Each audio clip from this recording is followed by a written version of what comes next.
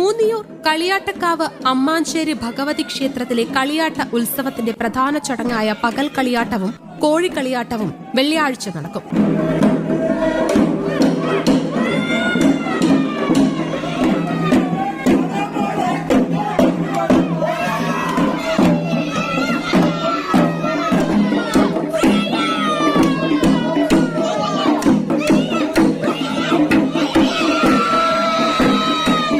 ക്ഷേത്രത്തിലേക്ക് വരവ് പുറപ്പെടുന്നതിനായി പൊയ്ക്കുതിരകളെ ഒരുക്കുന്ന തിരക്കിലാണ് വിവിധ ദേശക്കാർ. കളിയാട്ടത്തിന്റെ വരവറിയിച്ചുകൊണ്ടുള്ള പൊയ്ക്കുതിര സംഘങ്ങൾ ഊരുചുറ്റിലും നടത്തുന്നുണ്ട്.